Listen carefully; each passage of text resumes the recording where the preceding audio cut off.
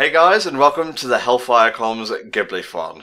Oh, I think after yesterday's traumatic viewing experience, we need to bring it down a notch or 10 today, and as such, we're going to be checking out My Neighbor Totoro. Richie has been squeeing about this one ever since we recorded Grave of the Fireflies, even before that, I think. I just need to go Totoro, Totoro. Totoro, Totoro. I'm going to be doing that throughout the commentary. You do realise this, right? Well, as long as I can hear what's going on, that's fine. Okay, guys, everything you need to sync our commentary to the video file you have, wherever you got it from, is in the video description. Have a look there if you're confused. Otherwise, we're going to get right on into it. In 3, 2, 1. Okie dokie, this is My Neighbor Totoro, and that sucker there is Totoro, the big one, not the small one. Yes, Totoro is amazing. Like, I love Totoro, as do a lot of people, because I mean Totoro is just amazing, and I'm sorry, but this opening sequence is just so happy and lovely. And it's adorable. Oh man, this is like the polar opposite of Grave of the Fireflies right now. What the hell? Definitely, and yeah, I've just kind of been going like, oh my god, this bit, and it's just like, oh, this is so much fun, and it's ridiculous, and I absolutely love it. Totoro is really, like, famous in pop culture. Like, I see allusions to him in loads of cartoons and whatnot, but I've never seen the film in particular, so I'm not actually sure what to expect here. Does it have, like, a proper dramatic story, or is it just literally about kids dealing with spirits? So there is a sort of proper dramatic story in there, in the sense that there is drama that is going to occur, but it is very much a family-friendly type film of kids exploring nature, so to speak, with a big forest creature of some description.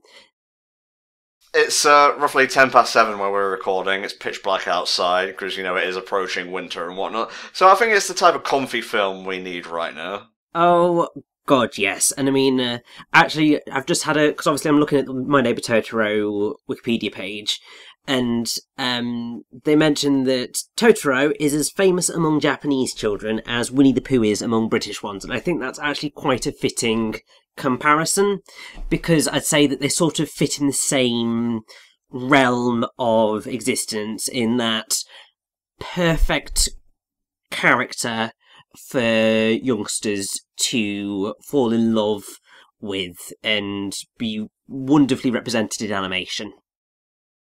So when did you first watch My Neighbor Totoro, mate? What age were you? I don't actually know. Well, I definitely would have been older than 12, because my first ever anime that I ever saw that wasn't Pokemon, that I actually saw and knew was an anime, was Princess Mononoke. Which we're going to do later in this marathon. And that was because I saw it at an anime club that was run at my school, that I later went on to run. And after that, I sort of ended up going on a bit of a Ghibli binge. Like, I started to get all of the Ghibli films. So I don't know at what point after that it would have been that I first saw Totoro. But I definitely really enjoyed it when I first saw it, because it's just that type of nice, really lovely film. There's serious elements in it, and serious moments, but it is just that perfect family-friendly film. And yeah, it's just brilliant. The film itself originally came out in 1988. Oh, my birthday. And is directed by Hayao Miyazaki, obviously. And so it tells the story of two young daughters, Satsuki and Mei, who are the daughters of a professor, and their interactions with the friendly wood spirits in a post-war rural Japan. Hang on, Satsuki? Yes, Satsuki. Wasn't that the name of the daughter, or the girl, or the sister rather, from Grave of the Fireflies? That was, I believe, Setsuko. Okay, oh no. Very similar. Oh no, I'm a Ghibli racist! Very similar, but not quite the same. As with quite a lot of the early Ghibli films, there are 2 dubs of this film. One which was done by Streamline Pictures for use on trans-Pacific flights by Japan Airlines, which was released by Fox in the US in 1993 on video and 2002 on DVD, but the rights to that dub expired in 2004, and so was then re-released by Disney with a new dub cast, which is the one that we're listening to. Mm-hmm. And in the UK, that was released by Optimum releasing, in Australia by Madman, and that was later on, well, only like a few days, well, later that month in 2006. Okay. So, basically, you've got the typical hallmarks of a Disney Ghibli dub in this, because you've got Dakota Fanning and Elle Fanning as Satsuki and Mei. Okay. Back at the time, Dakota Fanning was basically everywhere in terms of films. You couldn't go anywhere without seeing her not in a film, because she was in War of the Worlds. She ended up voicing Lilo in Lilo and Stitch 2, Stitch Has a Glitch. I was gonna say, yeah. And other things, yes. But Elle Fanning has gone on to stick around in acting a bit more. Like, if you look at Maleficent, she was also in The Neon Demon, which is more recent. Elle Fanning's really getting... Well, she's on an upward trajectory, I would say, in terms of her acting career, whereas I haven't really seen much of Dakota Fanning since. That's a shame. You've also... I know, it's just one of those things. You've also got Lea Salonga, who is just... Like, Lea Salonga is one of like those Broadway legends. Jasmine. Yes. The singing voice of Jasmine and the singing voice of Mulan. Yes. And yep. she's amazing, and she's in this film. You've also got Tim Daly, who's less of a arguably well-known name, but he is the voice of Clark Kent / Superman in Superman the Animated Series. Ah. And he was also J.T. Dolan in The Sopranos. And so Tim Daly voices the father. Lea Salonga voices the mother, although we're not going to see the mother for a little while. But then what's also really awesome is that they have Pat Carroll in here. Oh, yes. Yes, they got Pat Carroll in. You've also got Frank Welker. Yeah. You've got Tress MacNeille, Russi Taylor, Katsushi, and so on and so forth. So they got all the big people in for this one. There's also Paul Butcher, but I've not... Oh! He's the voice of Stanley Pekowski in Meet the Robinsons. And a few other things, but that's probably the one that I'd go, oh, I probably recognise that, but I don't really recognise Stanley, but it's fine. Oh, interesting. So those were, I believe they are called Susuwatari. Uh-huh. Which come up a relatively frequent amount in Ghibli, mostly in 2 specific films. Spirited Away. The other one being Spirited Away, yes, they are the little soot gremlins, effectively. Yeah, I thought that all familiar. Soot gremlins, soot sprites, or dust bunnies, basically. And so Susuwatari basically just means wandering soot. But they can also be called Makuro Kurosuke. Makuro meaning pitch black, and Suke just being a common ending for a boy's name.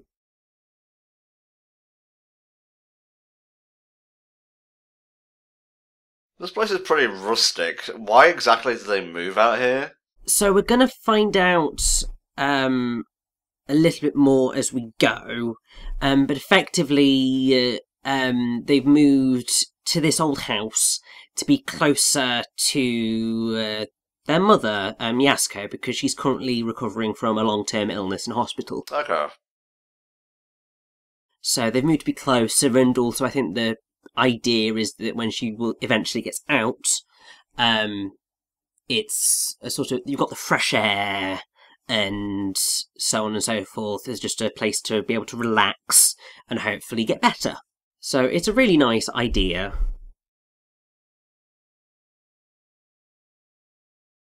This is just like one big spoonful of sugar so far. There hasn't been like a down moment in like the 9 minutes we've been watching.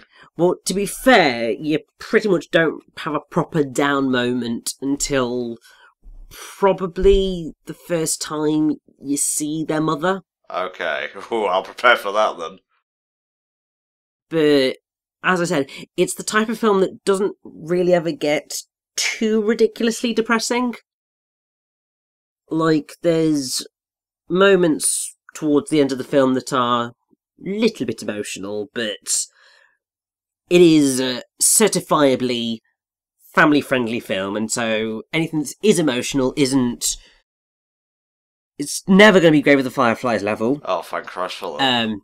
Never hitting that point. But you might feel just a little bit touched. Okay. Basically. I would say that I have a feeling that when we eventually get to Ponyo, I will end up referring to My Neighbor Totoro and basically saying My Neighbor Totoro is the much better film. Okay, well, don't call my experiences already, right? I know, it's just because elements of Ponyo really miffed me off.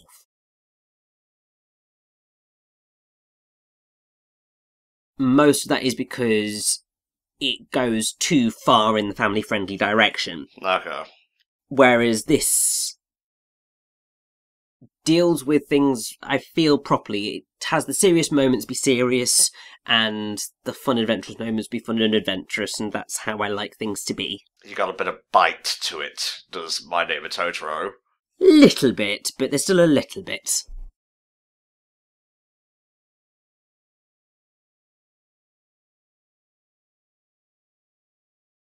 God, that silence is deafening. It's because you don't have two little kids screaming, so it's just yeah. like, oh, it's a bit of silence.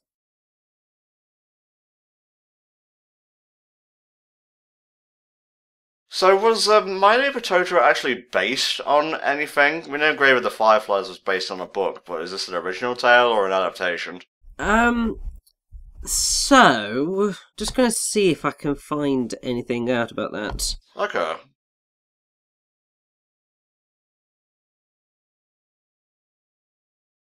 So actually, I think it is basically a sort of original story. So art director Kazuo Oga was drawn to the film when Hayao Miyazaki showed him an original image of Totoro standing in a Satoyama. A Satoyama being a border zone or area between mountain foothills and arable flat land. The director challenged Oga to raise his standards, and Oga's experience with My Neighbor Totoro jump-started his career. It also really jump-started Hayao Miyazaki's, in a way. And that's basically sort of the starting point for Totoro. I mean, it's kind of slightly fascinating that the whole thing with the production of this film is mostly talking about the creation of it and not necessarily the origins of it. But obviously there are elements based in reality. For example, the character of Mei is modelled on Miyazaki's niece. Aww. And I think it sort of draws on a lot of memories of childhood and so on and so forth.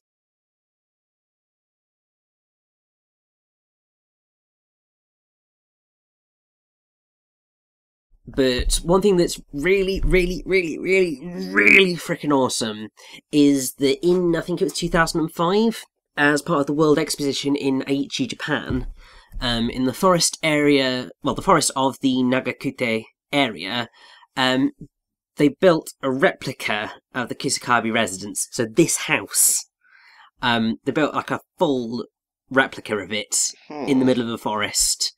And it's like visitors are able to freely explore the house, look inside closets and chests, touch things, see elements that they would have seen in the film.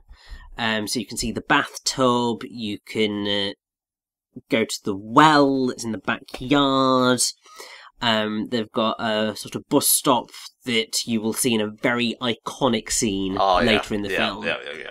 And so you can like full on explore this house, and they give you a guided tour around the entire thing.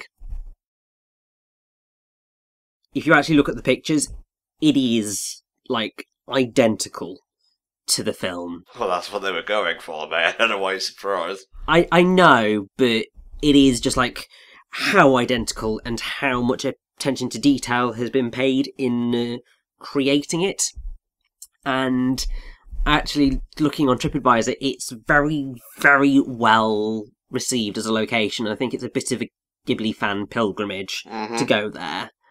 And that's just awesome. I think there are rumours that there are plans to create a Ghibli theme park around that area, which would be actually amazing. Oh yeah, you could have like the Spirited Away bathhouse, something to do with like Howl's Moving Castle. Yes, bugs from Nausicaa, Valley of the Wind. Yes. Like bug bumper cars or something, I guess. Yeah. There's so much you could do. And yeah, it'd just be pretty awesome. But I do love that they did that, and it just sort of further adds to the legacy of Totoro, and that's just glorious.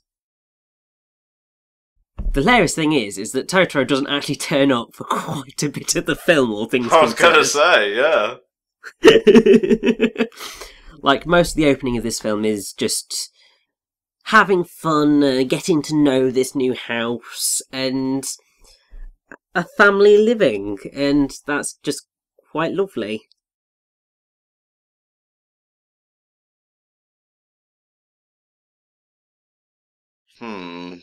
Boy in the bushes. Not my favourite character so far. No, he's just an innocent little lad who's been sent to help.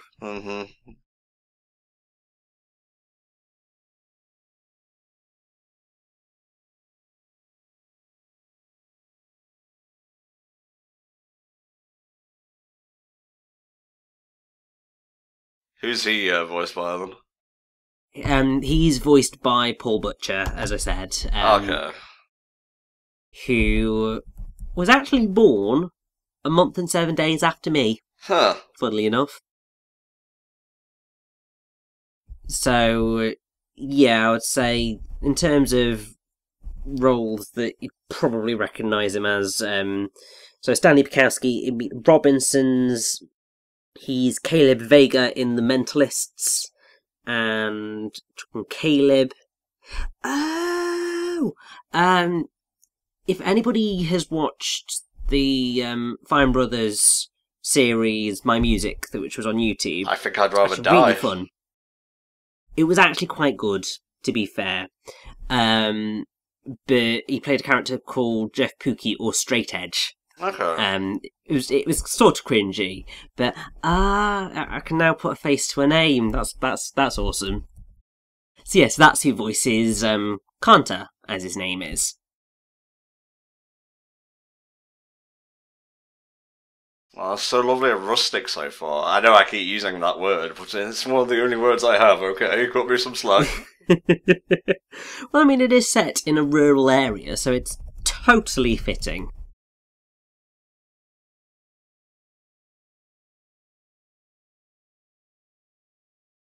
And that is sort of what they were going for. Because, so Kazuo Oga, who's the art director for the film, and Miyazaki debated the palette of the film. Oga sought to paint black soil from the Akita prefecture, and Miyazaki preferred the colour of red soil from the Kanto region.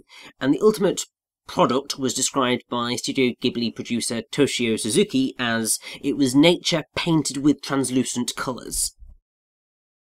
And Oga's conscientious approach to My Neighbor Totoro was a style that the International Herald Tribune recognised as updating the Japanese animist sense of a natural world that is fully spiritually alive. Describing the final product as set in a period that is both modern and nostalgic, the film creates a fantastic yet strangely believable universe of supernatural creatures coexisting with modernity. A great part of this sense comes from Oga's evocative backgrounds, which give each tree, hedge and twist in the road an indefinable feeling of warmth that seems ready to spring into sentient life. And that's pretty awesome, but also what's really cool is that Oga's work on My Neighbor Totoro led to his continued involvement with Ghibli, and his style ultimately became the trademark style of Ghibli, so that what we sort of associate with Oga is what we really associate with Miyazaki. So it's this kind of style and how they work with animation, and this scene's just ridiculous. It is quite... Yeah, you can really tell the culture difference, can't you? Yes, you can. Oh, they're just running away. To be fair, if I was like sharing a house with insane humans, I'd fuck off as well. The top of a tree probably would be a good place for a soot spirit to live. Who's ever heard of soot being at the top of a tree?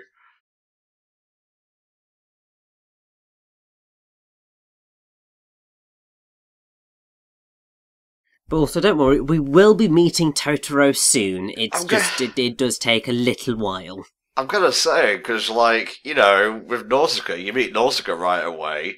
Laputa, 3/4 of the way through the film, so, Grave of the Fireflies, one of the main characters dies right away. True, but to be fair to Laputa, we do meet Laputa very early on. It's just we don't know that her last name is Laputa. Oh. Alright, I was talking about the place, not the person, Mr. Yes. Pedant. And to be fair, also in Totoro, we do meet Totoro immediately because he's the first thing that you see because he's the Ghibli logo. You motherfucker.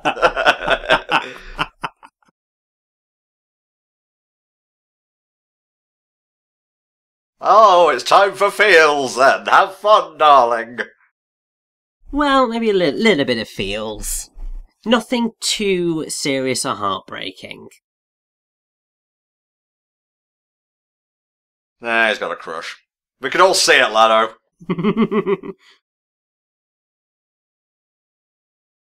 God, the music is so twee so far. Yes! It's just got just the right amount of lovely bounce to it. And once again, this is Joe Hisaishi bringing out another classic Ghibli score. Dude's got range. Does indeed, and yeah, it's just glorious. Because you have the opening march type thing, which is great. You also have the sort of main theme, which is called Tonari no Totoro. Yes, which is where that Totoro, Totoro, Totoro, Totoro comes from. Well, I guess we haven't heard that yet. No. I'm pretty sure it does play during the film, it just doesn't play during the opening or the credits. But it's definitely there in some form.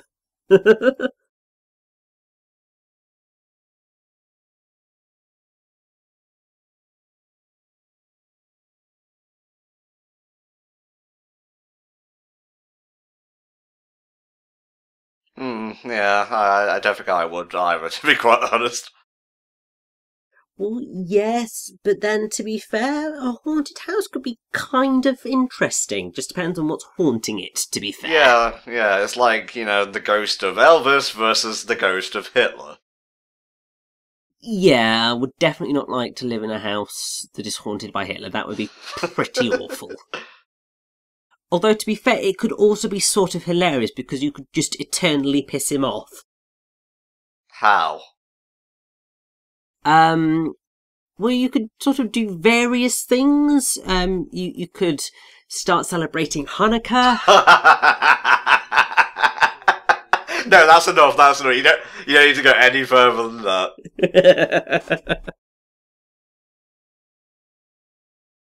Aw, that's lovely.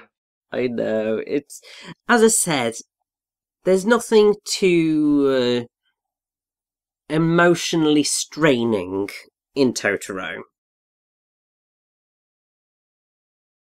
But that's just how it works. It's just that really cute, sweet family film. I think there was when I was at uni, the cinema near me, I think had a little bit of a Ghibli marathon. Didn't manage to go to it because I was busy studying, you know.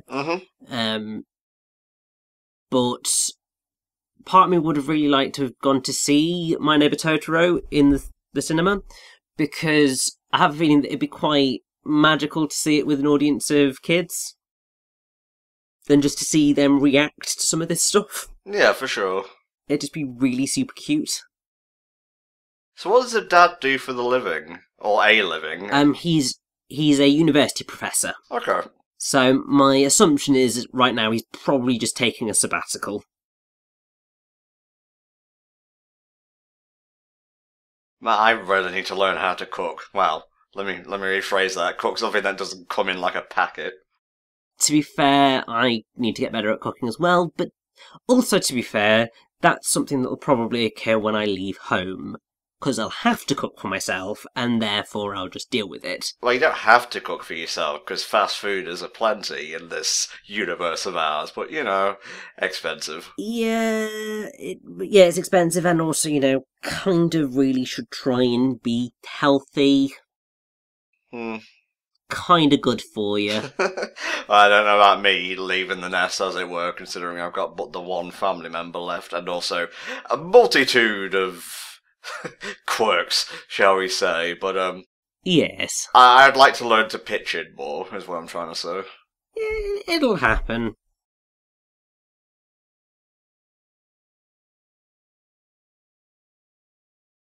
Aww.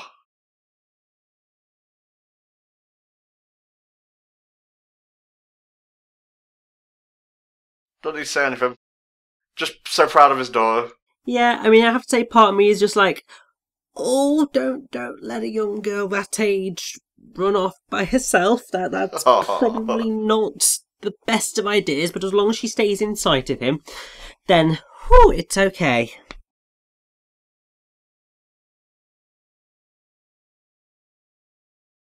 That's a very kid thing to say, really, because you've got no, like, inclination of how long has passed, really.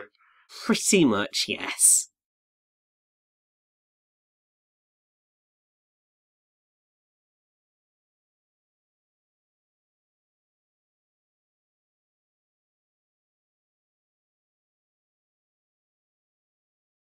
I have to say, I think one of the things that is particularly sweet about My Neighbor Totoro is that it shows a family that, while it is going through problems, is a pretty tight unit. Yeah, they seem like a loving family.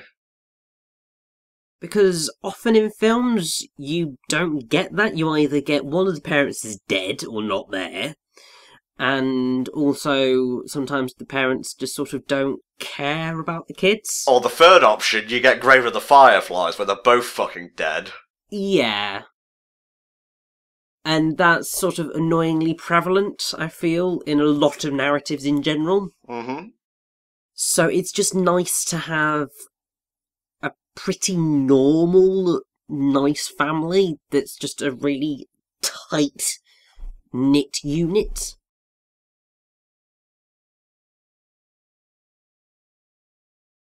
Oh. I don't think that's a rabbit somewhere.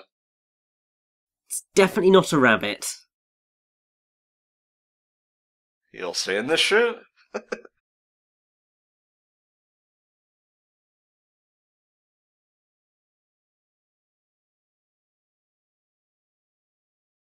And already you can hear in the music the Totoro, Totoro. Oh, I just love it.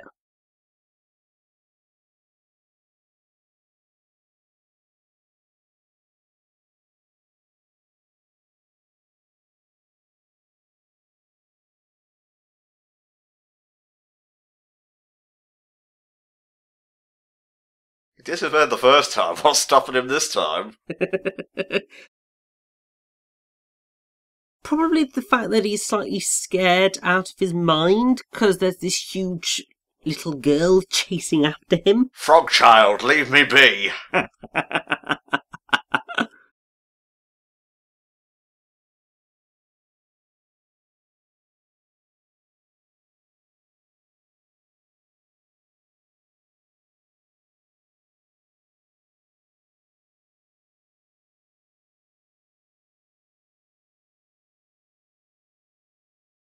This film just goes at its own pace, really, doesn't it? It really does. To be fair, not a lot actually happens in Totoro. There he is. No, that's not Totoro. Aww. That's just a mini woodland creature that just happens to be a miniature version of Totoro. We are going to very quickly meet Totoro, though. Aww. So, goodness is coming. But yeah, as I said, very little actually happens in Totoro. It is literally just one of those, you sit down and not worry about anything for about an hour and a half and just have a lovely time. Mm-hmm. And enjoy the warm visuals, yeah. Take in the music, you know. Yeah, it's perfect for the type of film that it sets out to be.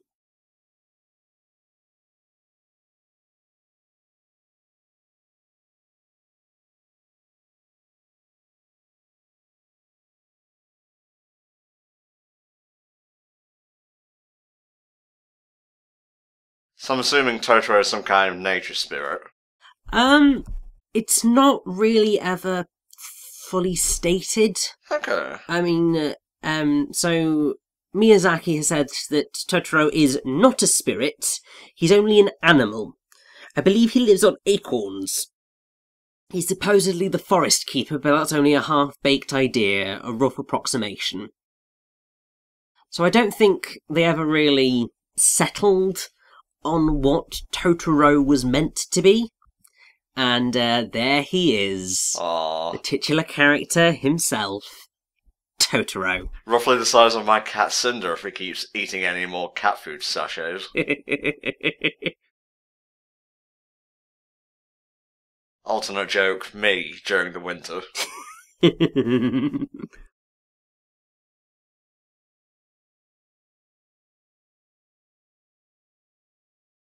This is adorable. That's just My Neighbor Totoro in a nutshell. Just ridiculously adorable.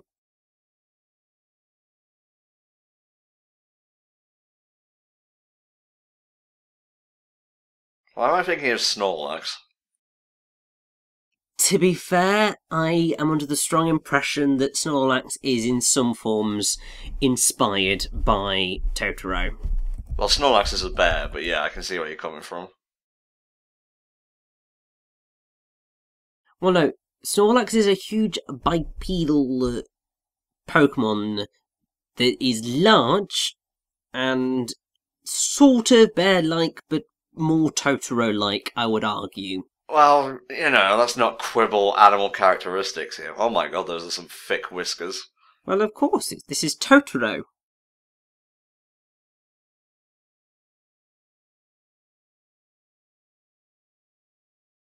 Jesus.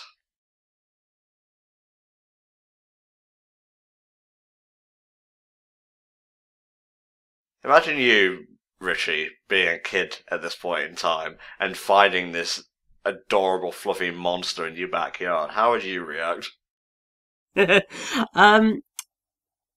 probably be slightly terrified, but considering how absolutely adorable he is, probably would just want to hug him. Oh my god!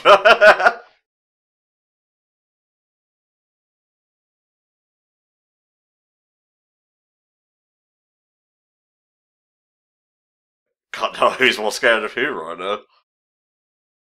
To be fair, I think Totoro's just like, what the hell is this? You've just woken me up, you little brat. What are you doing? Why are you sitting on me? You're a very comfy cushion, that's why. Oh my god. I want a giant Totoro plushie so I can sleep on it. I'm sure they exist.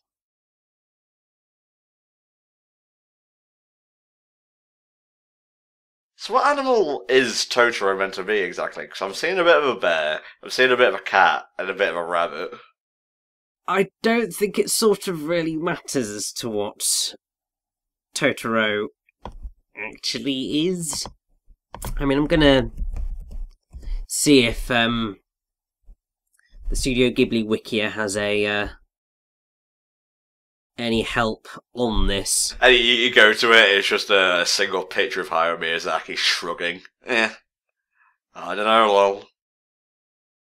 To be fair, that's about as much information as it frickin' gives me. So Totoro is not a spirit, but those two with him definitely are. At least the little white one. Well, so they are effectively forest spirits, but it's arguable as to whether they are actually spirits or not, and more just forest creatures that protect the forest. Okay, sure.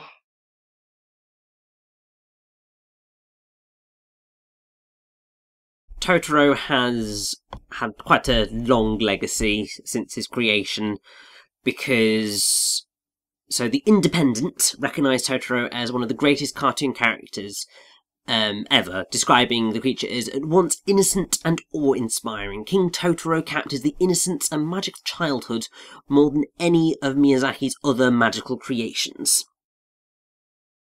The Financial Times recognised the character's appeal by saying, Totoro is more genuinely loved than Mickey Mouse could hope to be in his wildest, not nearly so beautifully illustrated fantasies. And Totoro and the characters from the movie play a significant role in the Ghibli Museum, including the large cat bus, which you'll see later on. I know the cat bus, yeah. Everyone knows the cat bus. And the Straw Hat Cafe, which is based on May's little straw hat. The environmental journal Ambio described the influence of My Neighbor Totoro by saying, it has served as a powerful force to focus the positive feelings that the Japanese people have for Satoyama and traditional village life.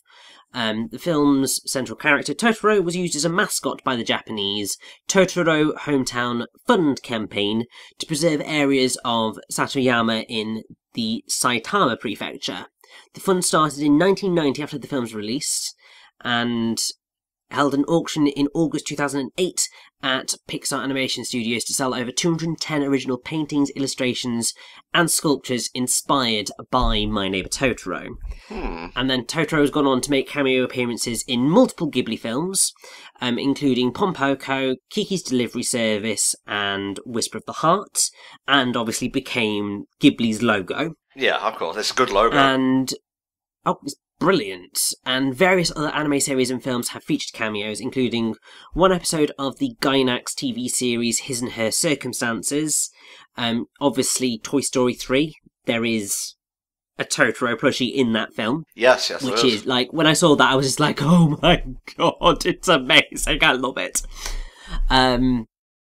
But also, there was a main belt asteroid discovered on December 31st, 1994, that was named 10160 Totoro, after Totoro.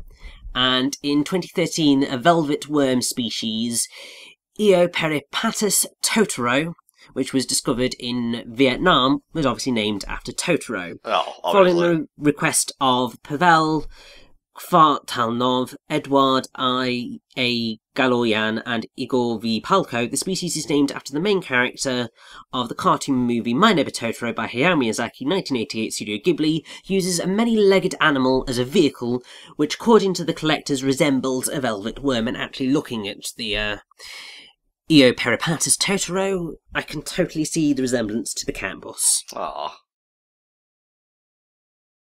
I have to say, and I don't know whether this comes off as patronising or not, but the whole, like, Japanese village just aesthetic has always appealed to me.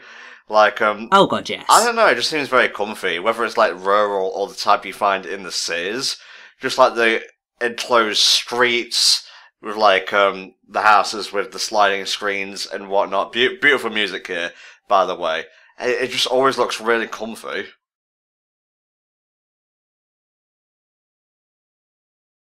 Probably part of the reason that we in the West find it so magical is because a lot of us do have an appreciation for the countryside, but the countryside that we see is very linked to us. Yeah. Whereas the Japanese countryside has a sort of exotic air, so to speak. And obviously there's a sense of Orientalism there, which is an uncomfortable subject matter, because particularly, I can't remember if it was during the 1800s or something, but like France and Europe and the West went through a period of really loving Orientalism and co-opting a lot of features from it, because it was exotic and they found it fascinating. And I think, in a way, part of that has sort of embedded itself in how we now perceive rural Japan, because it's got a simplistic beauty to it that our own rural areas don't necessarily have, but also it's got the magic of being so different to what we see in our countryside. But then I think it has a special place in a lot of Japanese people's hearts, because a lot of them obviously began in those sort of rural villages, and because they have such a strong sense of their history and where they've come from, that then links into, I think a lot of them always like to go home as often as possible, because it gets you away from the city, and it's that more traditional way of life that I think a lot of them do appreciate.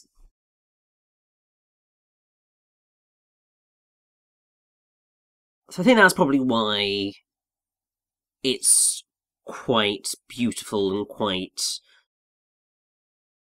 really lovely in terms of how we perceive it. Yeah, that's fine. Thank you for the essay, Mr. Richie. I did my best. There's probably a few facts or so in that maybe aren't quite 100% correct, but obviously I do not say that I am an expert on Japanese culture or general psychology when it comes to Japan, because I'm not.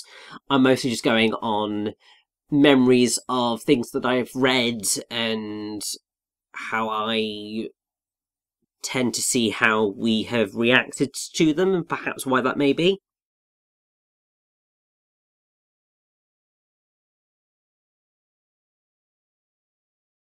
Wow, sisters, never heard of those before. Actually, why is she here? That's a good question.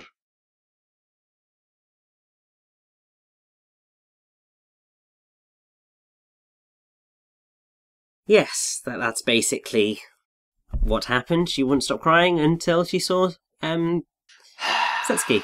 The young'uns learning emotional manipulation younger and younger now.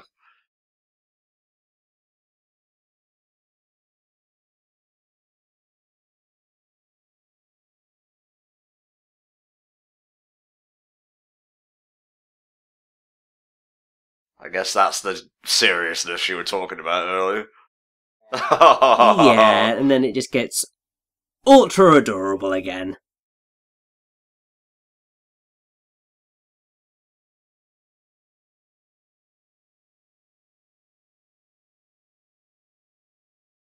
Not quite why I envisioned Totoro, but kudos for artistic interpretation, I suppose. Come on, she's like 4. Ah, well, she can talk well enough. Should be able to draw like Van Gogh. And also, Tom, technically it's not Van Gogh, it's Van Gogh. I, too, have watched Vincent and the Doctor. Thank you very much. Oh no, that's just a general fact about him. It's Goch. I know. Oh, jeez. Yeah, I know, okay? Make sure you get rid of that in post-production, by the way. But in that episode, they use both pronunciations. Yeah, which is totally fair, because most people do know him as Vincent van Gogh, because that's the mispronunciation that's become popularised. And we're about to get the scene, or at least the image. At least I'm pretty sure we are. Either way, it's freaking amazing. Is there anything more comfy than... I'm seeing enough Helldragon's Twitter here, but I share the sentiment. Trying to sleep while it's raining. I don't know, because part of it is, yes, it's lovely, but also part of it is just like, I'd probably prefer there to not be the noise of the rain, because it can just get really annoying. I sleep with a fan on, so whatever. Also, I can sleep through pretty much anything. No, see, I can't sleep with the fan on, it's too noisy. I've just gotten used to sleeping with my computer on when it's rendering stuff. Ah, gotcha. But there's only so much I can do with that. What a hero. Basically, Kanta sort of does have a little bit of a crush on Satsuki, but obviously, like a typical young boy, he can't express his feelings for her, and so sort of has to go, take the umbrella, take the umbrella. You nice, me like.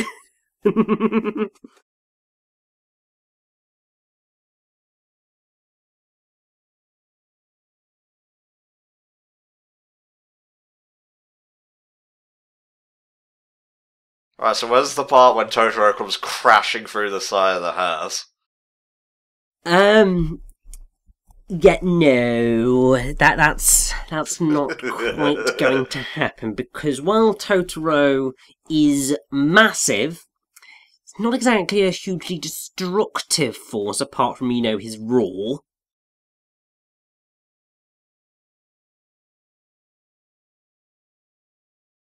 You didn't expect your crush to come to your house, did you? Well, to be fair, that was, I think, the embarrassment of, oh my god, I'm not dressed. And my crush has turned up. Ooh, this is embarrassing.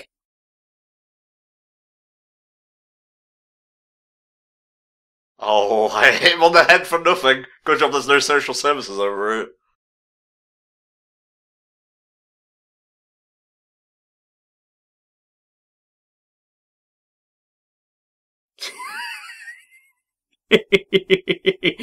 Well, that's certainly one thing for your mother to say, eh? Ah, he's a filthy slob. No girl should ever date him, ever. Mom!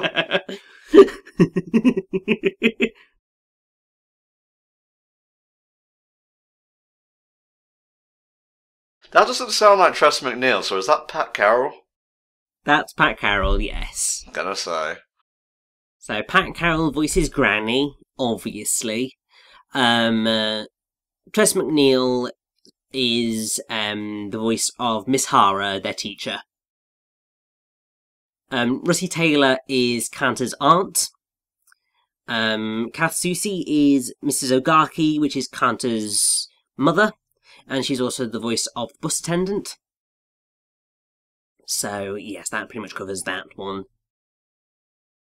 And yes, we've got the scene.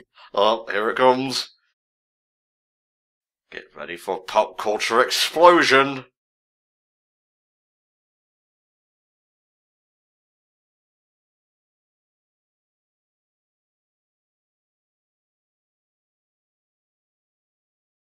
This music seems familiar. Probably is, but I won't be able to explain why. It's probably been used in like videos and whatnot. I just never clocked on to what it was because I hadn't seen the original film. Probably.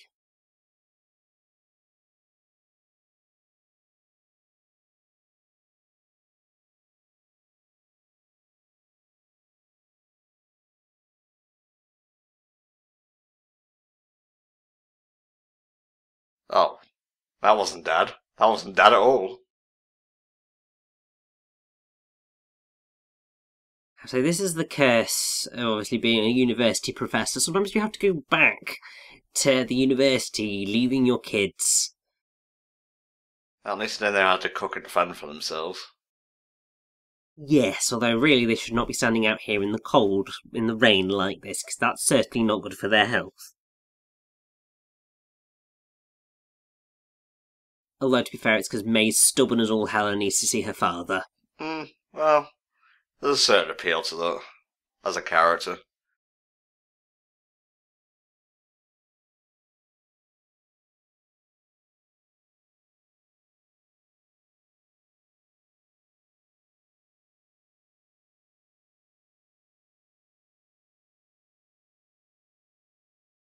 It's coming.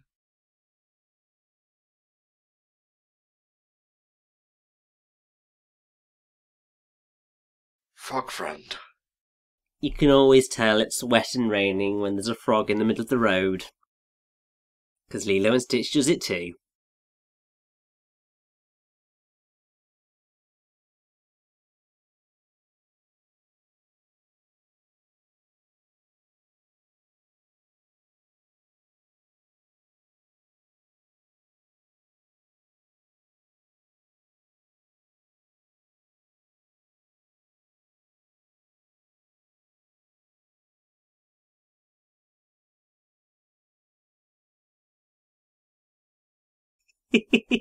That's one way to keep the rain off your head, I suppose. I know.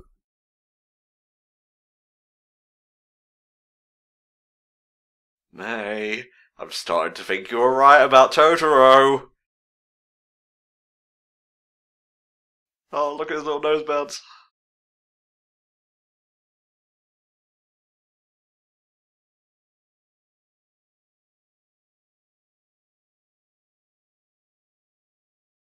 You said my name.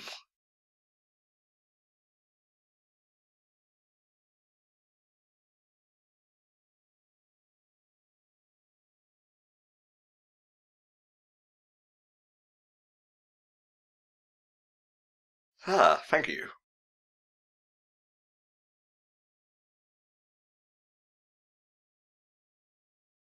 Can I eat this strange contraption? No, you can't eat this strange contraption. It's an umbrella. You hold it to keep yourself dry.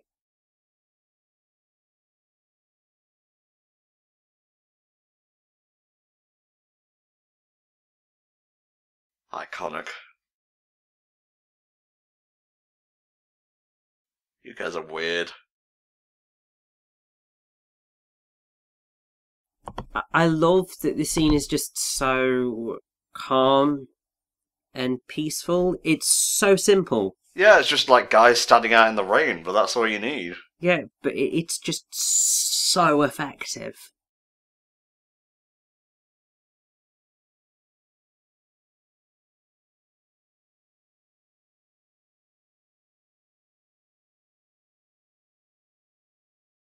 I like how he's so excited by the whole point of a brolly.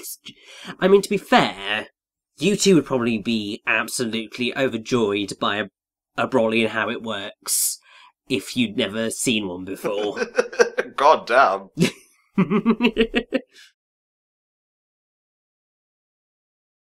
Is Totoro an ultra beast? Sorry, just a random thought that came to my mind. Oh my god! There's the cat bus! Is that an ultra beast? I'd say that's more likely to be an ultra beast than Totoro.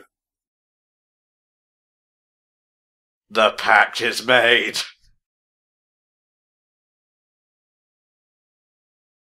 But yeah, the cat bus, or as it is in Japanese, nekobasu, is pretty awesome, and also another hugely iconic bit of My Neighbor Totoro. Well, I'll be going there.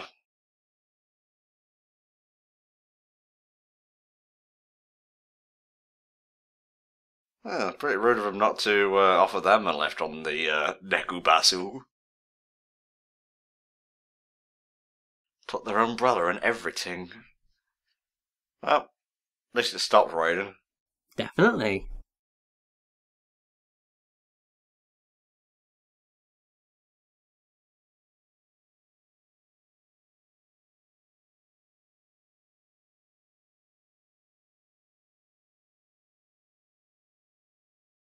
Here he is.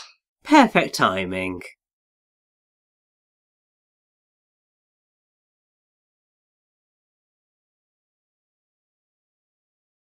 Oh, I can't not hear Superman. I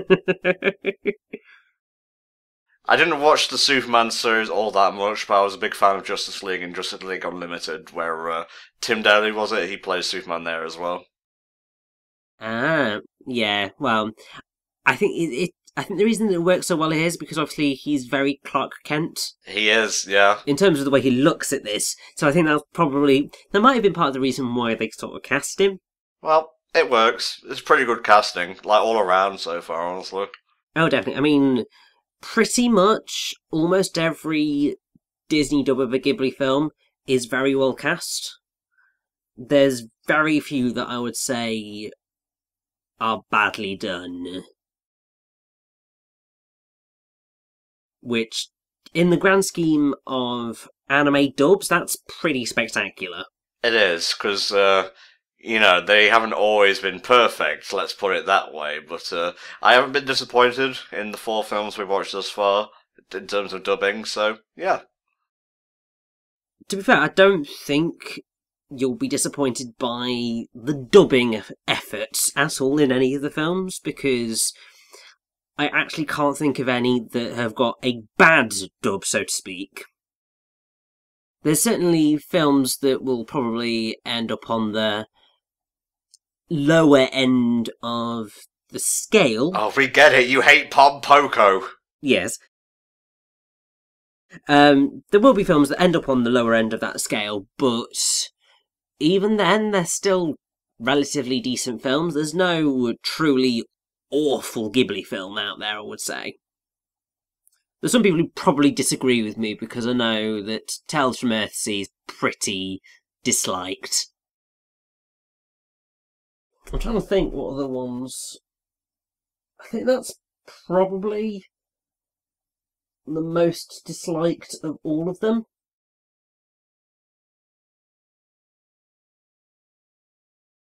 But to be fair, that's pretty good going for a movie studio to have like 22 films out, and there's maybe only 1 or 2 that people would say is a bit crap. Yeah, I think you've got a winner on your hands as a studio if you have more good films than bad. Say you have 30 movies, 16 of them are good, 15 of them are... wait, I think I did my math wrong there. 14. 14 of them are bad. Got it in the end. Rudimentary math skills for the win. But yeah, most of the Ghibli films are good, so it's more like a 27-3 ratio more than anything. And he's still got that goddamn umbrella. That wasn't a keeper, it was only a rental. It's fine, he's really loving it, so let him keep it. Well, to be fair, would you want to take an umbrella away from that thing? No, I'd let him keep it because he just looks so happy and adorable, and he's being a good forest or king of the forest because he is praying and hoping for the tree to grow.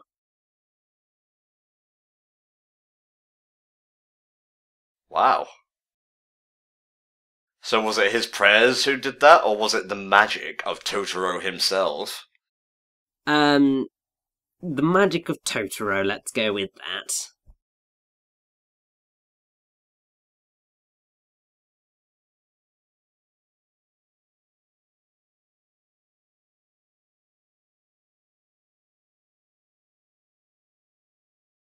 Oh, this music is beautiful.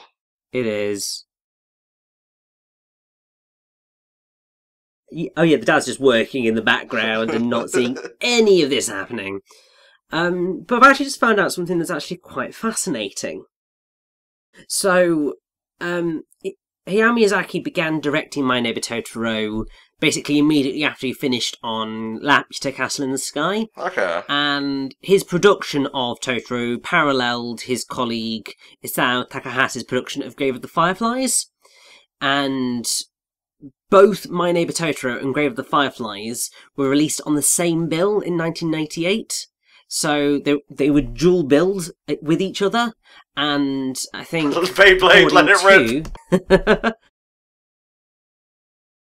According to the book or article Hayao Miyazaki, Master of Japanese Animation by Helen McCarthy, it was considered one of the most moving and remarkable double bills ever offered to a cinema audience. Well, yeah. I would definitely agree with that, because you've got obviously Grave of the Fireflies, which is incredibly heartbreaking, and then you've got My Neighbor Totoro, which is just heartwarming to a ridiculous degree.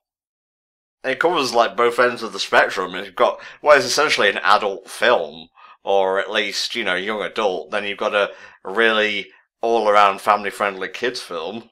Exactly. It's just glorious, and just this scene is also just, oh, I just love it so much.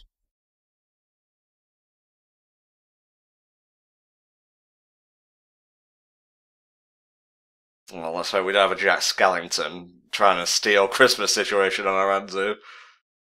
We're not, but I have to say I love that in this scene Totoro is basically just a big furry Mary Poppins. Basically, yeah. I wonder if that's what they were going for. I mean, that might have been a bit of an inspiration, because, I mean, I'm sorry, you can't look at a brolly and someone flying with a brolly and not think of Mary Poppins.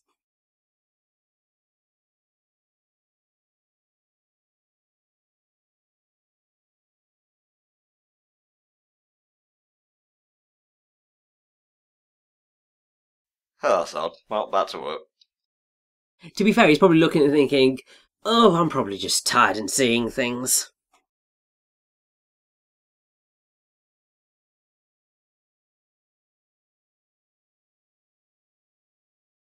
So what aspect of controlling nature does the flute playing serve, or is that just how they unwind at the end of the day?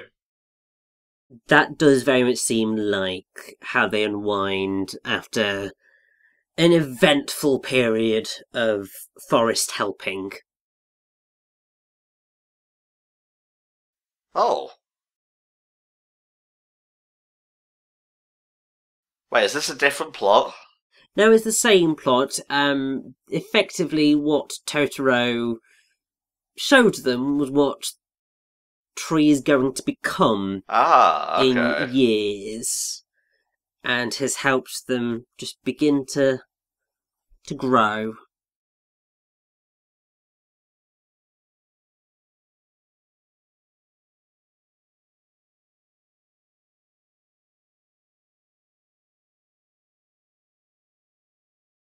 But as, you know, we enter the last half hour, the last half hour of the film, as with pretty much every film, we're about to get the sort of slight bit of seriousness and drama. Oh, wow. Because that's what happens in films.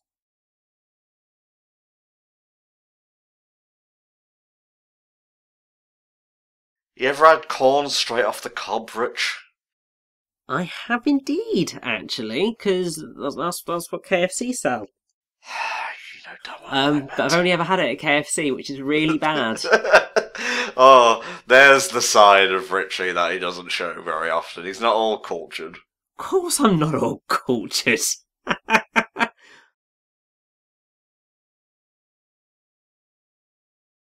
Like, I like a bit of trash every now and again. Well, that's what HFC is for, I suppose.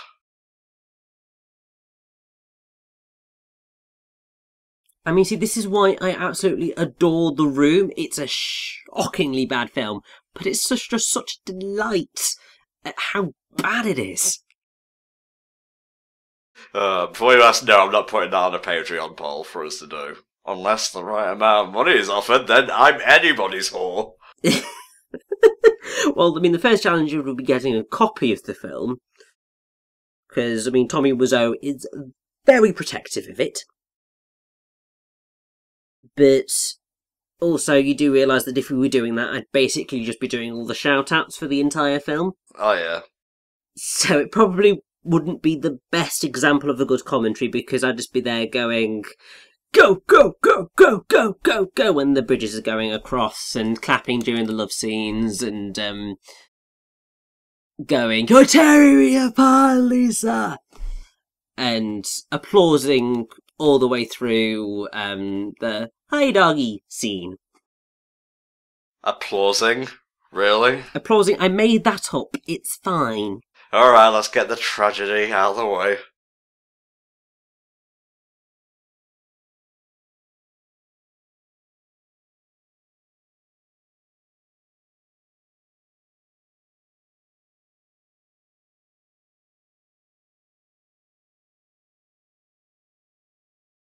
Something's going up with their mother, and yeah, it's not looking good. If this film ends on a death, I'm giving it a fucking F. I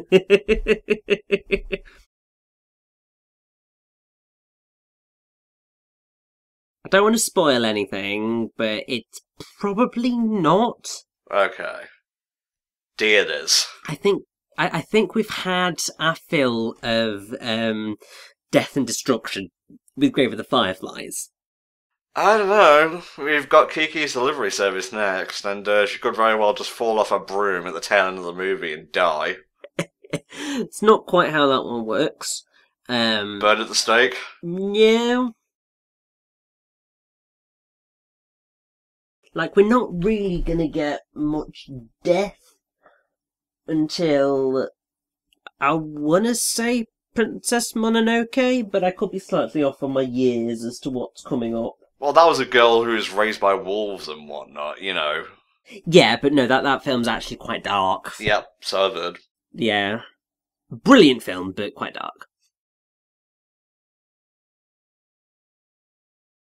And obviously, as I said, that was the first anime that I ever actually properly saw and knew was an anime. There you go, then. Put it on the back of the XGamerRichy trading card under trivia or facts.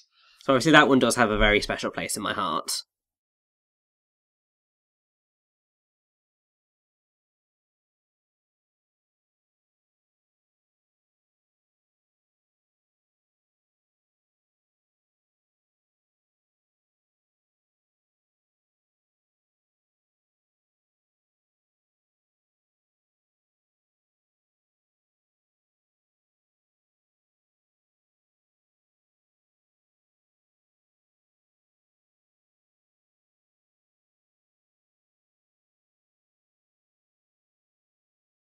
That's Rusty Taylor. Yes, I definitely think so, because yes, that would be Kanta's aunt. Yep. Minnie Mouse, if you will. Does she still do Minnie Mouse? I believe she does. I'm just going to have a double check, actually. Like, her and Wayne Allwine were married, and Wayne was the voice of Mickey at the time. Nowadays it's Brett Owen, I believe, unless it's changed again. It's definitely still him, as far as I'm aware.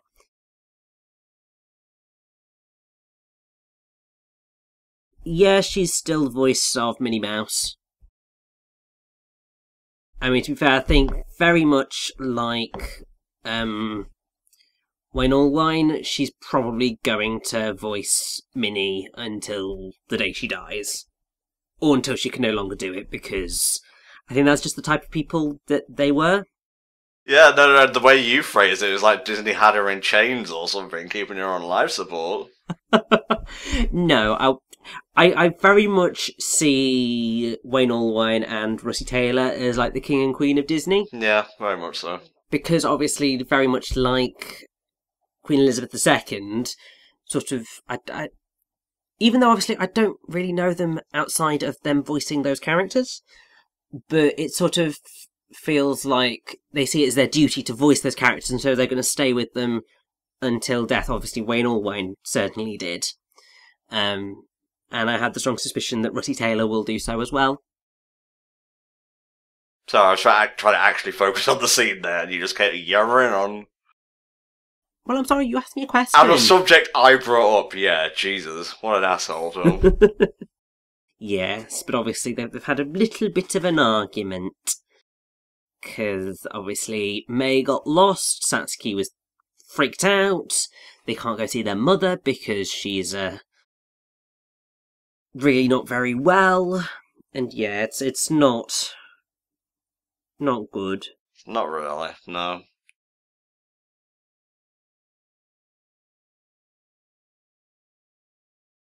Lovely. There you go, then.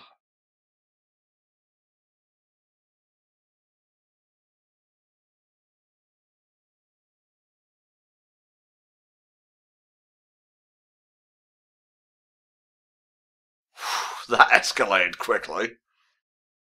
Well, yeah, but it's kids, and obviously, particularly Satsuki, she's old enough to understand, like, death, in a way, and so, obviously, the thought of that eventuality has been playing on the back of her mind, obviously, ever since her mother became ill, and it's terrified her ever since. Oh, is Mei gonna try and get Totoro to do something? Not quite. That's a beautiful shot, by the way. Oh, it is. Mei's plan is incredibly adorable, but ultimately very foolish for a girl so young. She's decided to try and walk to the hospital to bring some of the fresh corn to their mother, because I'm pretty sure that Granny said that corn can heal anything, so to speak. Ah, okay. So it's Granny's fault. It's entirely Granny's fault. But yeah, so May's obviously taken that to mean if I take this corn to Mum, that's going to make her better and then she can come home.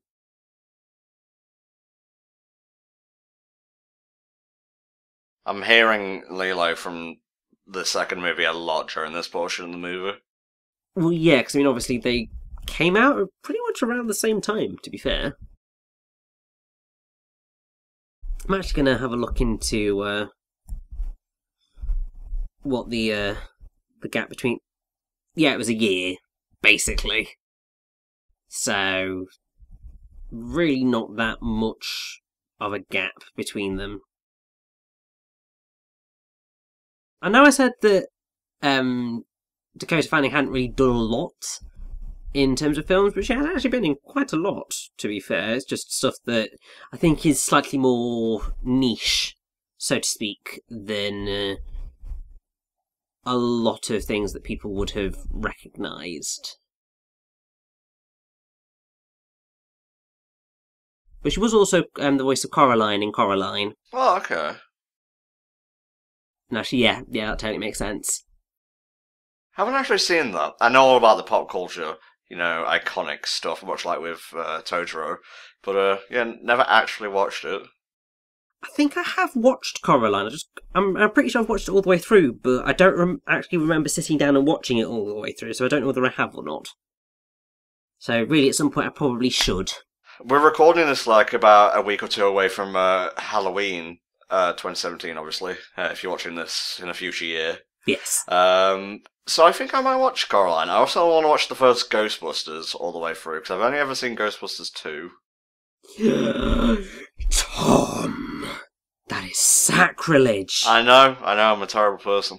You need to know who are you going to call? Ghostbusters originally comes from, and this is probably really not the time to be talking about Ghostbusters, because, really serious drama is happening, because May's lost, and obviously Satsuki's going out of her mind right now.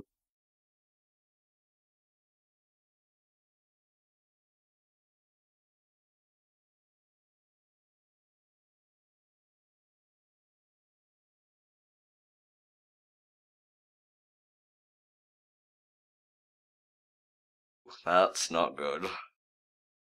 Yeah. Now, if I recall correctly, there's some sort of Well, there was, for a period, a disturbing, like, creepypasta theory that My Neighbor Totoro was sort of based on the fact of Totoro being the god of death.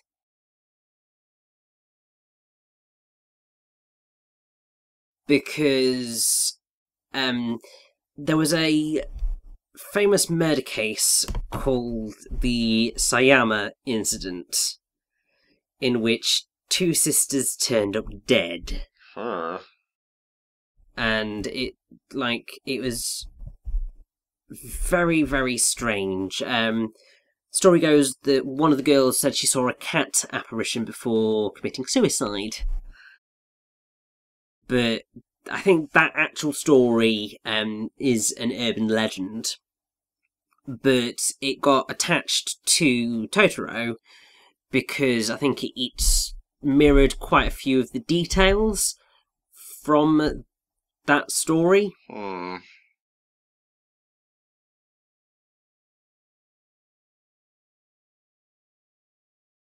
It's very, very strange. But there are elements of the way the film kind of ends that, well, sort of the bits that we're going to see throughout the ending of this film that sort of could indicate a death having occurred. But really, the film's not really built that way. It's totally a family-friendly film, and it's lovely. So I have the feeling that certainly wouldn't have been the main intention with the creation of the film. This everything's just going to pot in the last 20 minutes. It is.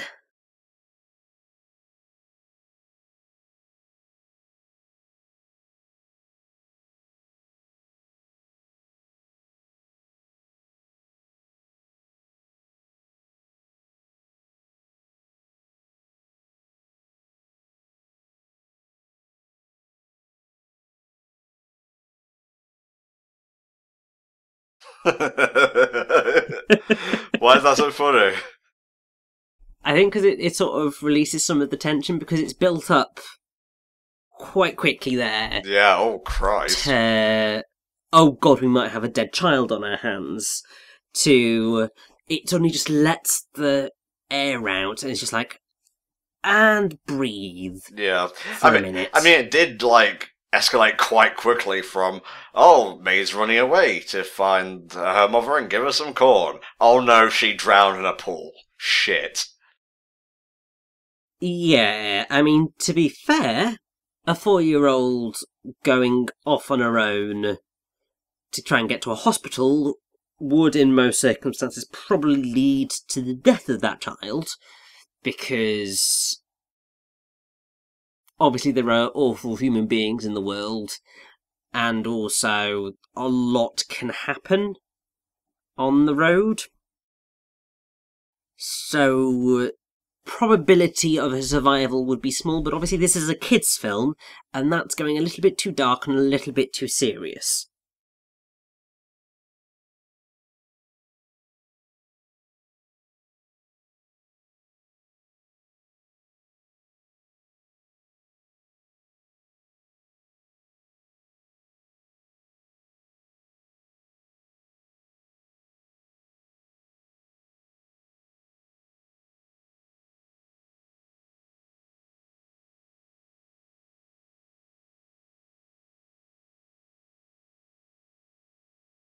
Oh.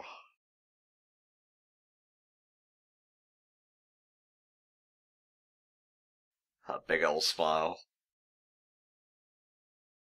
Totoro basically is just a big fat cuddly Mary Poppins, sorting out everybody's problems and being awesome and flying while doing so.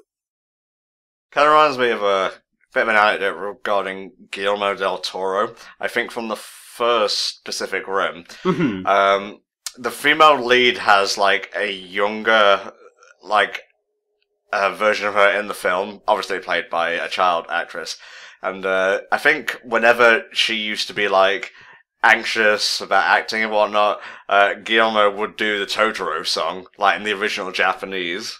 Oh, that's adorable. I'm paraphrasing here, that's the gist of it. There may be a few facts bottled up there. Well, yeah, but I can totally see that happening, and if it is definitely 100% true, then I think that sort of speaks to the power of Totoro to soothe.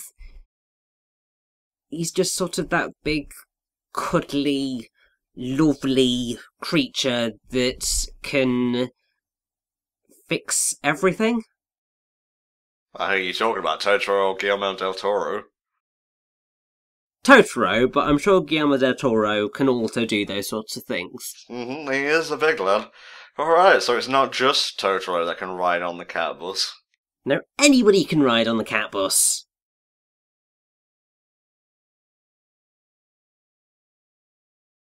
Well, it'd be great if I could read Japanese, but unfortunately I cannot. Wait, so Totoro's not actually helping us in the climax, it's his ride? Pretty much, but we get to listen to this really awesome song, which is just called Cat Bus, and it's just perfect.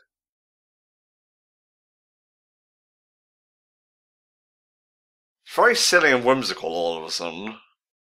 I know, I think because light is returning to the film, even though obviously it's getting closer to night time, we have hope because the cat bus is gonna help Satsuki find Mei. Don't know if running on power lines is a wise thing to do. Can other people see the cat bus? I think it's up for debate. I think they can certainly feel the cat bus's presence, but not necessarily see it.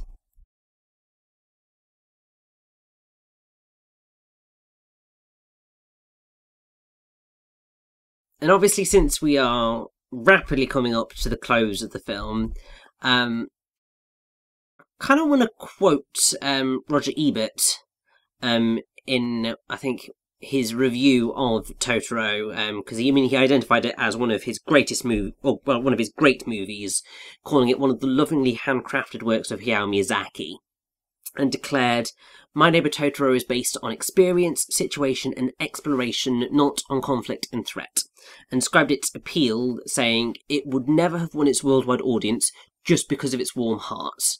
It is also rich with human comedy in the way it observes two remarkably convincing, lifelike little girls. It is a little sad, a little scary, a little surprising, and a little informative, just like life itself. It depends on a situation instead of a plot, and suggests that the wonder of life and the resources of imagination supply all the adventure you need. And I think that that is a very, very fitting description of My Neighbor Totoro.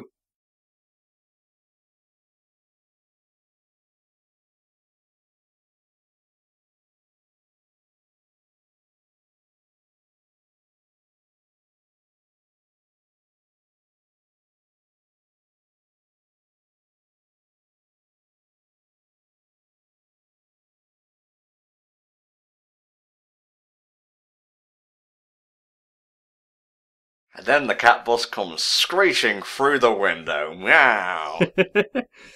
No, they just get to look from the tree and see that she's okay. I don't know why the cat bus behind them is hilarious.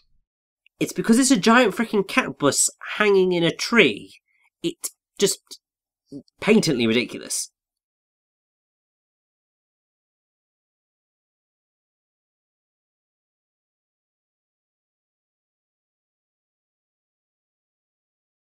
Well, looks like dinner's prepared for us tonight.